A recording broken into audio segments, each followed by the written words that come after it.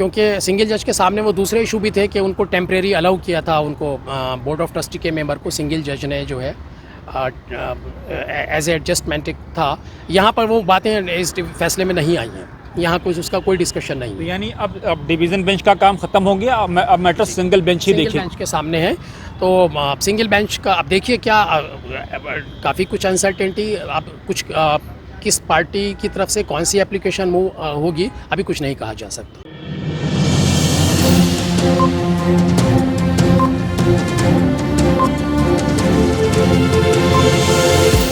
झूठ से दूर, खबरों से भरपूर। आप देख रहे हैं वतन समाचार, मैं हूं मोहम्मद अहमद। इस वक्त हम दिल्ली हाई कोर्ट के गेट नंबर 3 के बाहर खड़े हुए हैं। इंडिया इस्लामिक कल्चर सेंटर में जो जजमेंट था दिल्ली हाई कोर्ट का वो कल आ चुका है। जजमेंट काफ़ी चर्चे में है, लोगों को बहुत सारे शुबहात जजमेंट को लेकर के हैं।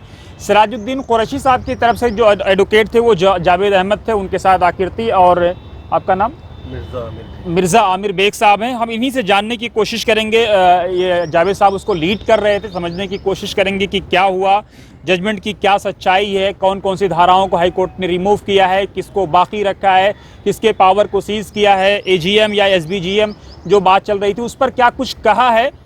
वकील साहब, सबसे पहले तो वतन समाचार में आपका स्वागत। Thank you. हाई कोर्ट का जो कल जजमेंट आया है, जजमेंट के जो बेसिक निकात हैं, बुनियादी जो पॉइंट हैं वो क्या है? सबसे पहले जो सबसे बुनियादी और ग्लेरिंग फीचर है जजमेंट की, उसमें उन्होंने अपने फ़ैसले में जनरल बॉडी को अहम बताया है। उन्होंने कहा है, फैसले में कहा गया है कि जनरल बॉडी का फ़ैसला जो है वो पैरामाउंट रहेगा, सुप्रीम रहेगा, और बोर्ड ऑफ ट्रस्टी और अदर जो दूसरी बॉडीज़ हैं, एग्जीक्यूटिव काउंसिल, एक्चुअली क्या है उसमें जो according to the memorandum of association उसमें बोर्ड ऑफ ट्रस्टीज़ भी है। तो अपोजिट काउंसिल का ये कहना था कि कोई भी फ़ैसला जो स्पेशल जनरल बॉडी मीटिंग में लिया जाएगा वो subject to approval of the board of trustee रहेगा। लेकिन हाई कोर्ट ने उसमें क्लियर ये किया है कि भाई स्पेशल जनरल बॉडी की मीटिंग में कोई भी एजेंडा मेंबर्स अपना वो डिस्कस कर सकते हैं, और रूल 16 के मुताबिक अगर 75% मेंबर्स उसको एग्री कर जाते हैं और वो रेजोल्यूशन या एजेंडा पास हो जाता है तो उसमें फिर कोई बीओटी का रोल नहीं रहेगा। बीओटी का टर्म ऑलरेडी ख़त्म हो गया है और जो भी वो डिसीजन होगा वो बाइंडिंग होगा और फाइनल होगा। नहीं वकील साहब, जो सिंगल बेंच का जो जजमेंट था उसमें सिंगल बेंच ने अपने जजमेंट में ये कहा था कि जो मौजूदा बीओटीज़ हैं, मैं बताता हूँ जी, एक्चुअली ये यहाँ पर एक सिंगल बेंच का जजमेंट है, वो चैलेंज हुआ था।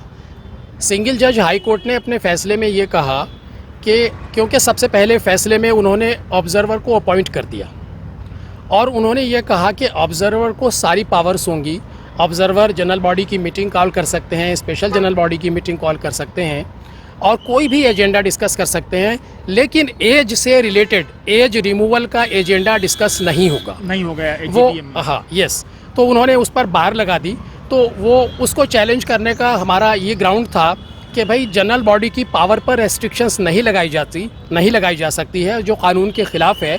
मेमोरेंडम ऑफ एसोसिएशन का ये रूल भी है, रूल 16 में है कि अगर किसी स्पेशल जनरल बॉडी मीटिंग में 75% मेंबर्स अगर प्रेजेंट हैं और वो किसी के एग्री कर जाते हैं, किसी एजेंडा को पास करना चाहते हैं, तो वो पास हो जाएगा, उस पर कोई रेस्ट्रिक्शन नहीं लगाई जा सकती है।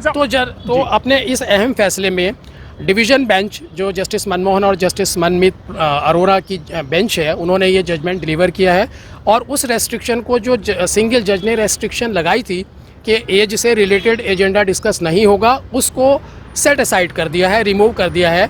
इसका असर ये है, इसके कॉन्सिक्वेंसेस ये हैं कि अब जनरल बॉडी की जो स्पेशल मीटिंग है उसमें कोई सा भी एजेंडा वो एज रिमूवल का डिस्कस कर सकते हैं। मेमोरेंडम ऑफ एसोसिएशन अपना कोई भी अमेंडमेंट उसमें ला सकते हैं जनरल बॉडी।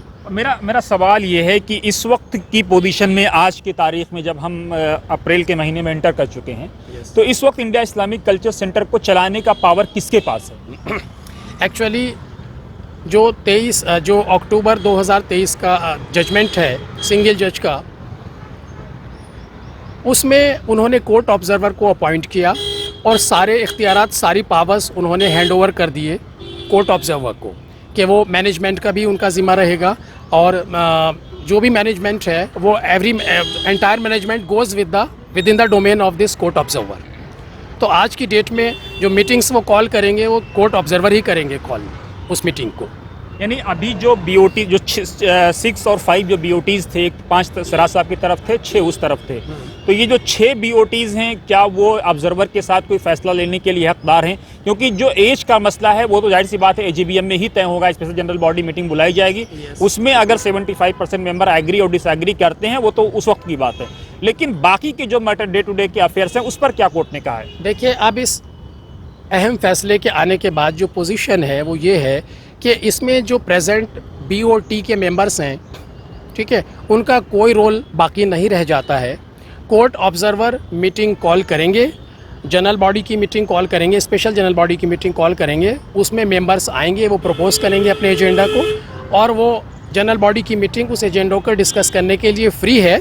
उसमें किसी का कोर्ट ऑब्जर्वर का भी कोई रोल नहीं रहेगा और बीओटी के मेंबर्स का या एग्जीक्यूटिव काउंसिल का भी कोई रोल नहीं रहेगा। अगर 75% मेंबर्स एग्री कर जाते हैं तो वो एजेंडा पास हो जाएगा। आपने कहा कि कोर्ट ऑब्जर्वर मीटिंग कॉल करेंगे, ठीक है, उन्होंने मीटिंग कॉल कर दी, लेकिन जो इश्यूज आएंगे मीटिंग में, क्या क्या रखे जाएं, क्या क्या वो कौन रखेगा, वो मुद्दे कौन लेकर के आएगा? वो मेंबर्स फ्री हैं अपना प्रपोज करने के लिए एजेंडा को। Every member is free. Free. Actually इसमें ये है कि 10 जून को एक नोटिस दिया, 180 लोगों ने एक रिप्रेजेंटेशन दिया मीटिंग कॉल करने के लिए। ऑलरेडी मीटिंग कॉल करने के लिए जो है 10 जून 2023 को एक नोटिस दिया था, तो उसी के तहत जो है मेंबर्स मीटिंग कॉल कराना चाहते हैं कि मेंबर्स, और उसी में वो एजेंडा भी डिस्कस करना चाहते हैं। अब एक बड़ा सवाल ये पैदा होता है कि कोर्ट ऑब्जर्वर साहब की तरफ से 2 सूची अब तक आ चुकी है। एक सूची 1835 मेंबरों की आई थी, उसके बाद लगभग 281 मेंबरों की एक सूची आई है, अभी तादाद हमको सही से नहीं अंदाजा है, और तीसरी सूची भी आने की संभावना है जो लगभग 30 से 32 मेंबरों पर शामिल हो सकती है। और माना यह भी जा रहा है कि कुछ मेंबरों की मेंबरशिप सीज कर दी गई है जिनके डॉक्यूमेंट्स वेरीफाइड नहीं हो पाए थे। इस पूरे मामले पर कोर्ट का क्या कहना है कि स्पेशल जनरल बॉडी मीटिंग में कौन लोग आएंगे, वोटिंग में कौन लोग हिस्सा लेंगे? आकृति हैं और वकील साहब हमारे साथ मौजूद हैं बातचीत करने के लिए। वकील साहब, इस पूरे मामले पे कोर्ट का क्या कहना है कि कौन लोग वोटिंग के लिए एलिजिबल होंगे? Participation of voting by the members, उसमें डिवीज़न बेंच ने अपने जजमेंट में ये क्लियर कर दिया है कि एक लिस्ट ऑलरेडी प्रिपेयर्ड हो चुकी है जिसमें मेंबर्स इनिशियली थे 1835 मेंबर्स, वो सब एलिजिबल होंगे वोटिंग राइट्स के लिए। लेकिन कोर्ट ने अपने फैसले में ये भी कहा है, एक वर्ड यूज़ किया है कि also additional members also after verification by the court observer.